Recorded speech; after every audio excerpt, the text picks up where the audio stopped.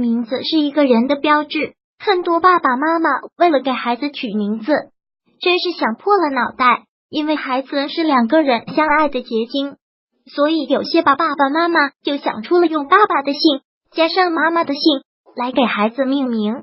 还真别说，有些名字这样叫不仅好听，还表达了想表达的意思。比如爸爸妈妈都姓陈，孩子就可以叫陈沐晨。但是还有一些名字这样叫却闹出不少的笑话，把孩子的生活成了段子。不少家长给孩子取名字都是用这个方法。孩子出生以后，我们就在想到，对，应该取什么名字好。听说很多人都说用夫妻的姓组合起来给孩子取名，听完我就觉得很好笑。我和孩子他爸的姓可千万不能组合。孩子他爸姓朱，我姓廖，难道孩子应该叫朱廖、朱四廖？又听说可以在中间加一个爱字，那么我孩子叫朱爱廖。朱不管聊谁都会被吓跑吧。我一个同事的名字不好听，听他说想要他的孩子名字可以有趣一点，于是就想到结合她老公的姓，老公姓王，同时姓何，那么孩子就叫王致和。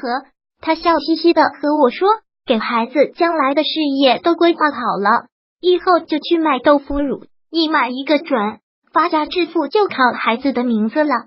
我这同事想的还挺开的，王致和豆腐乳，希望可以以他发家致富吧。说起名字的事情，不得不吐槽一下我表姐家孩子的名字了，也不知道我表姐咋想的，非要把他和孩子他爸的姓加在一起。这下好了，孩子他爸姓雷，表姐姓郑，孩子名字大名就叫雷震子。哈哈，雷震子。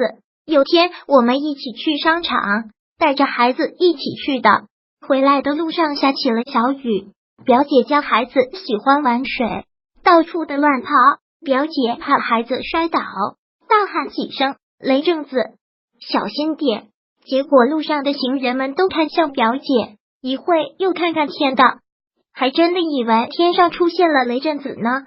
表姐脸刷的一下就通红了，接着没说什么话，带着孩子回家去了。这些孩子们的名字真是太有趣了，闹出了不少的笑话。用爸爸的姓加上妈妈的姓给孩子命名，其实是代表了一种爱，希望孩子在爸爸妈妈的呵护关爱下长大。不过如果这样的组合取出来的名字很搞笑，或者不大好听，那父母是不是应该再慎重考虑一下呢？毕竟名字是跟随孩子一生的。你还看到过有趣的名字吗？给大家分享一下吧。如果喜欢本视频，请分享并订阅本频道，访问 ttnews.xyz 获取更多相关资讯。